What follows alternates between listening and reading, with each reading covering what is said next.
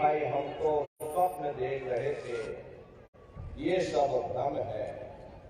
ठीक उसी प्रकार से ये दुनिया भी 10-20-100 साल का स्वप्न है। अब आप कहोगे हम जाग रहे, परंतु प्रेमी भाई बहनों, ऐसा हरगिज नहीं है। जिस दिन मौत का वक्त आएगा, हम आप रोएंगे, हाय हाय करके चिल्लाएंगे कि हाय हमने सारी जिंदगी यूं ही स्वप्न में गुजार दी। जागने का समय तो अभी आया था, जो कुछ करना था अभी करना था। लेकिन प्रेमी भाई बहनों, अब पछताए होत क्या, जब चिड़िया चुग गई खेत। महात्मा प्रेम से जीवों को समझाते हैं कि भाई देह और ग्रेह सब झूठा, भरम में काहे को खपना, ये घर बार हमारा अपना नहीं, परे पराया देश है। ये सराय खाना है, ये मुसाफिर खाना है। ये शरीर भी तुम्हारा अपना नहीं, ये भी काल का पिंजरा है, किराए का मकान है, पराया मकान है। किसी को 40-50 साल के लिए मिला, किसी को 80-90-100 साल के लिए मिल गया। जितने जितने श्वास उस मालिक ने बख्शे हैं, उसे भुगतने के बाद में हमें शरीर को यही छोड़ जाना। श्वास दुधारा नित्य ही जारी, एक दिन खाली चाम। हरे प्रेमी भाई बहनों, एक तालाब पानी से चाहे कितना भी क्यों ना भरा हो, आप एक छोटी सी नाली काटकर खोल दीजिए, तालाब में छोटा सा छेद कर दीजिए, तो सारा पानी ही तालाब से बाहर निकल जाएगा। ठीक उसी प्रकार से हमारा ये शरीर भी श्वासों का भंडार है। जब तक श्वासों का भंडार जारी है, हम दुनिया के काम काज में फंसे हुए, दुनिया के कारोबार में उलझे हुए। लेकिन जिस वक्त ये श्वासों का भंडार खाली होगा, हरे टेलीफोन खड़क जाएंगे, तार पहुंच जाएंगे, संदेश पहुंच जाएंगे, सब रिश्ते नातेदार, सब कुटुंब परिवार वाले, सब अड़ोस पड़ोस वाले मिनटों सेकंडों में इकट्ठा हो जाएंगे। हरे प्रेमी भाई बहनों, जिस शरीर से तुम इतना प्रेम किया करते थे, उससे कोई एक रात भी घर में रखने को तैयार नहीं होता। कंधों पर लटका करके शमशान भूमि पर छोड़ करके आ जाते। हिंदू लोग तिनका तोड़ाते, जैसे तिनका टूट गया तेरा मेरा। मुसलमान, सिख, ईसाई लोग खाक की मिट्टी कब्र में डाल देते कि जो मेरे लिए खाक की मिट्टी है, वह मेरे लिए तू है। हरे प्रेमी भाई बहनों, मामूली कष्ट और हिया जरे छाती फटे, उठे पीर घन घोर। गुरु महाराज हमारे सत्संग में फरमाते थे, जैसे 1 लाख भिक्षु एक साथ मिल करके हमारी जिस्म पर डंक मारे, उससे भी लाखों करोड़ों गुना ज्यादा मौत के समय में दर्द होता है। जब मृत्यु आती है तो किस तरह से प्राण निकलते हैं, प्राणों के निकलने की क्या प्रक्रिया होती है, पहले उसे आप समझ लीजिए। प्रेमी भाई बहनों, जैसे संसार में महाप्रलय आती, महाप्रलय के समय क्या होता, सबसे पहले पूरी पृथ्वी रह जाती है। ये पृथ्वी पानी में घुल करके पानी बन जाती है। मानव सृष्टि की प्रलय एक बड़ी कयामत है और शरीर की प्रलय एक छोटी कयामत है। तो जैसे ही मौत आती है, सबसे पहले खुदा चक्र टूटता है। सिमटत भास श्वास उठ जावे और प्राणपति जब सिमट समावे, उस समय हमारी श्वासें रुक जाती हैं, शरीर की चेतना पीछे सिमटने लगती। तो सबसे पहले खुदा चक्र ही टूटता है, क्योंकि खुदा चक्र में पृथ्वी का वास होता है। खुदा चक्र टूट करके ऊपर इंद्रिय चक्र में समा जाता। इंद्रिय चक्र में जल का वास होता, यानी जल ने पृथ्वी को घोल दिया। फिर जब इंद्रिय चक्र टूटेगा तो ऊपर नाभि चक्र में समा जाएगा। नाभि चक्र में अग्नि का वास होता, यानी अग्नि ने फिर जल को सुखा दिया। ये नीचे से सिमटाव होता है, नीचे से ऊपर की ओर सिमटाव होता। फिर जब ये नाभि चक्र टूटेगा तो हृदय चक्र में समा जाएगा। हृदय चक्र में वायु का वास होता, यानी वायु ने अग्नि को अपने में समाहित कर लिया और इस तरह से वायु आकाश में उड़ गई। ये आंखों की पुतलियां पलट जाती हैं, मुंह खुला का खुला रह जाता।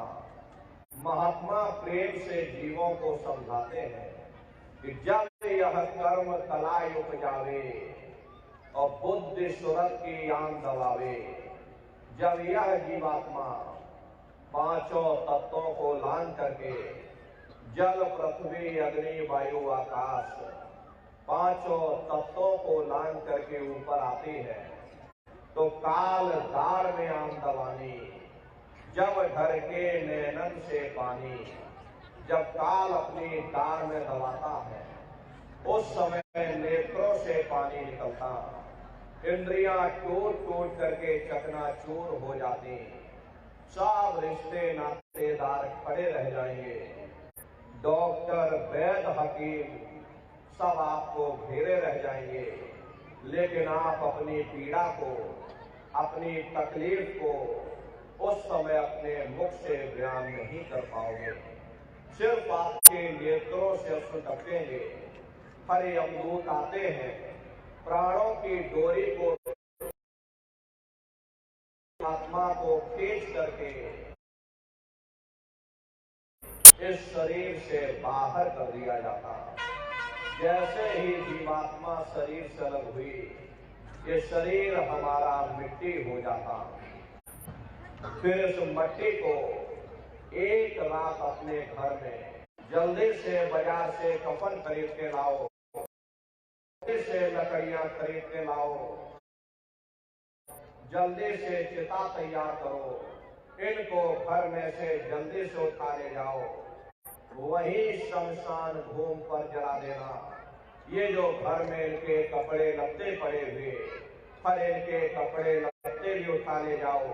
होगी गले में कोई सोने की चैन पहनी होगी, उसे धीरे से उतार कर जेब में रख लोगे, बस वही एक अशुद्ध नहीं होगा और हो जाएगा।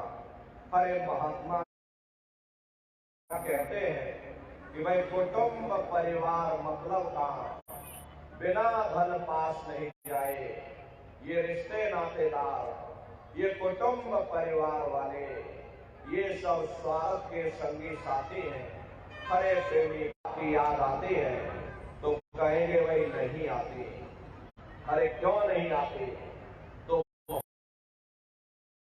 तुमको पाला पोसा बड़ा किया, खुद भूखे रहे होंगे, तुम्हारा पेट पाला होगा, तुमको तुम्हारे माँ बाप की याद क्यों नहीं आती? क्योंकि तुम्हारे सामने तुम्हारे लड़के बच्चे हो गए। ऐसे ही प्रेमी भाई बहनों, एक दिन सब तुमको भी भूल जाएंगे, कोई किसी को याद करने वाला नहीं। ये कहानी तो शमशान भूमि पर समाप्त हो गई। उधर देखो क्या होता, तुम्हारी जीवात्मा को ले जा करके ऊपर धर्मराज की कचहरी में पेश कर दिया जाएगा। वहां पलक झपकते ही तुम्हारे अच्छे बुरे कर्मों का हिसाब किताब हो जाएगा। धर्मराज तुमको सजा सुना देंगे, ले जाओ इनको फलाने नर्क में डाल दो, क्योंकि मैंने इनको मौका दिया था जब ये मां के घर में उल्टे लटके हुए थे। उस समय इन्होंने मुझसे प्रार्थना की थी कि हे मालिक, मुझे एक बार मौका दे दो, मुझे एक बार मनुष्य शरीर दे दो, हम भजन करेंगे, भक्ति करेंगे, हम अपनी जीवात्मा का कल्याण करेंगे। तो मैंने इनकी प्रार्थना स्वीकार कर ली और इनको मैंने मनुष्य शरीर दे दिया और कह करके भेजा था कि भाई ये मनुष्य शरीर ये किराए का मकान है, ये तुम्हारा अपना नहीं है। अगर ये तुम्हारा अपना होता तो हमेशा तुम्हारे पास रहता। ये तुम्हारा अपना नहीं, ये मैंने तुमको कुछ समय के लिए किराए का मकान दिया। हाँ, तुम अपनी जीवात्मा को मेरे किराए के मकान में बैठा करके मालिक की भक्ति करके अपनी जीवात्मा का कल्याण करा लेना। मैंने कुछ समय के लिए तुम सबको ये किराए का मकान दिया। जब समय पूरा होगा मैं अपने सिपाहियों को भेजूंगा, उस समय पर तुम मेरे मकान को खाली कर देना। लेकिन इतना ध्यान रखना कि जैसा साफ सुथरा मैंने तुमको ये किराए का मकान दिया, वैसा ही साफ सुथरा तुम मुझको वापस लौटाना। लेकिन इस किराए के मकान में बैठ करके इन्होंने अच्छे बुरे कर्म कर डाले। मेरे किराए के मकान को इन्होंने अपने कर्मों से गंदा कर दिया, इसलिए कर्मों की सजा इनको मिलेगी। ले जाओ इनको फलाने नर्क में डाल दो। अरे महात्मा कभी झूठ नहीं बोलते।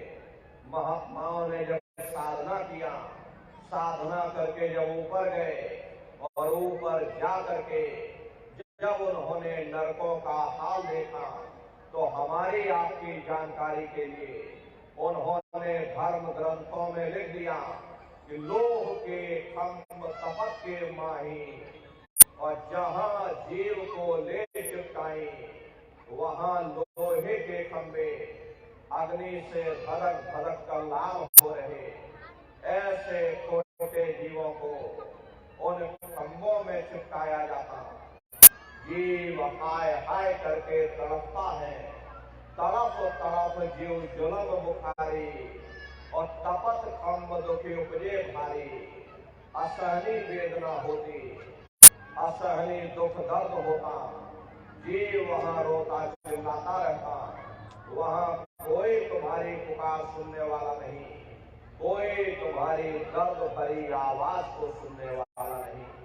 अरे प्रेमी भाई बहनों, ये दुर्दशा क्यों हो गई?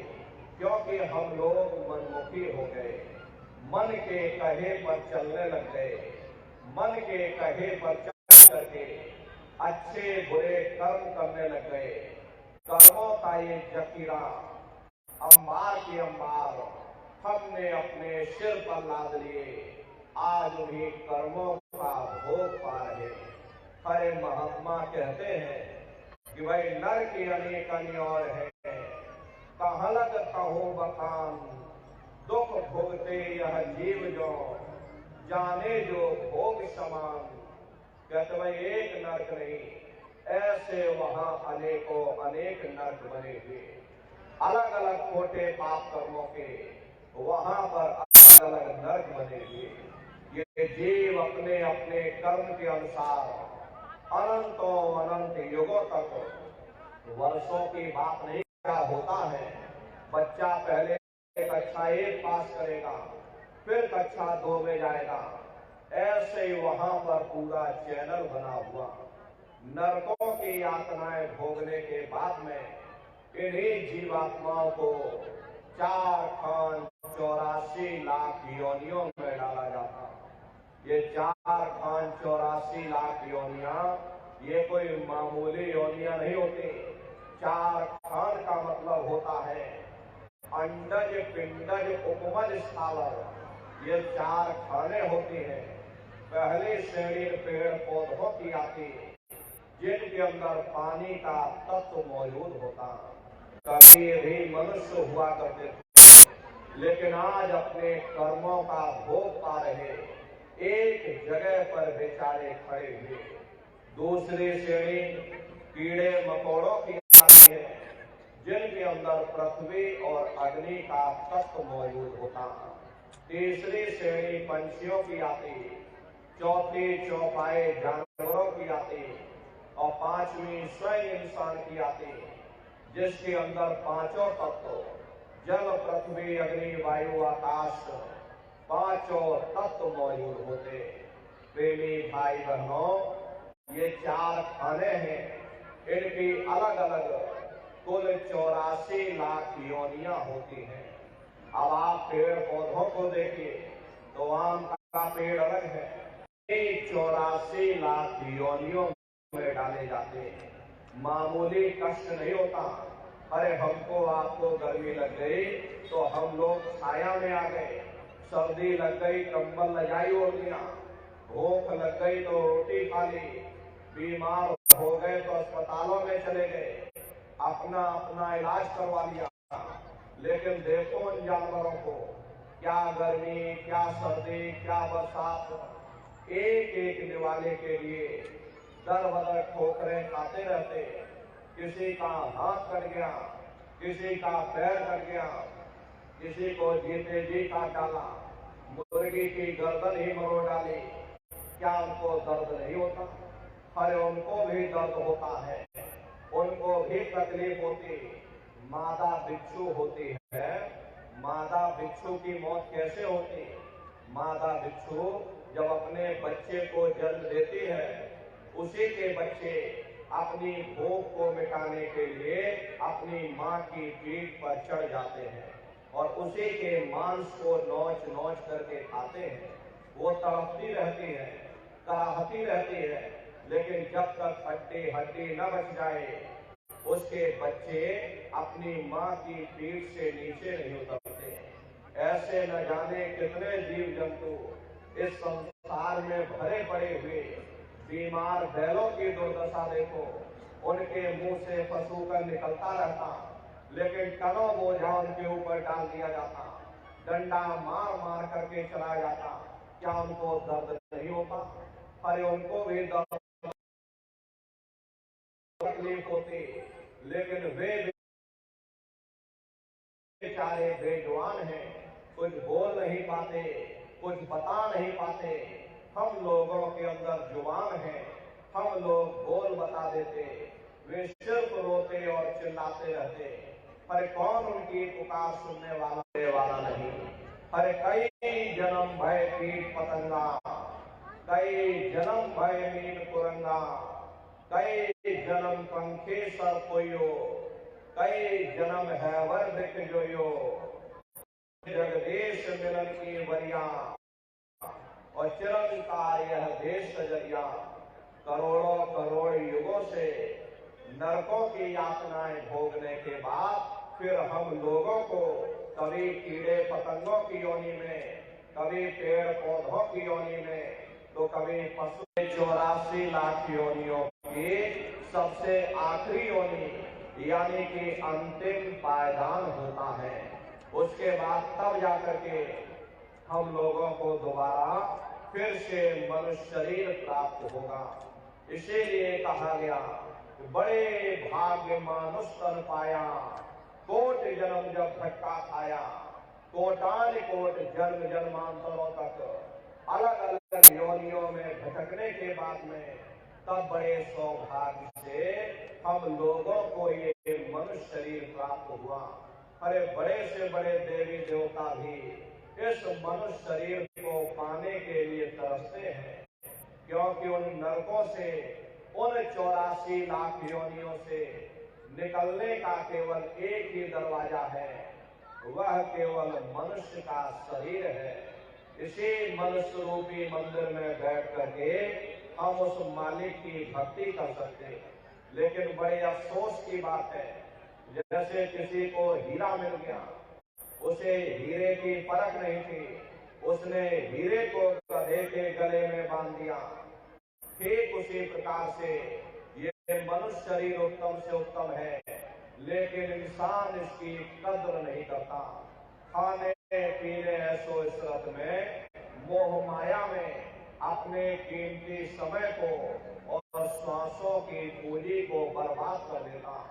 महात्मा प्रेम से समझाते हैं, वे बड़े सौभाग्य से तुमको ये मनुष्य शरीर मिला। बड़े से बड़े देवी देवता भी इस मनुष्य शरीर को पाने के लिए तरसते हैं, क्योंकि इसी मनुष्य रूपी मंदिर में बैठ करके हम उस मालिक की भक्ति कर सकते।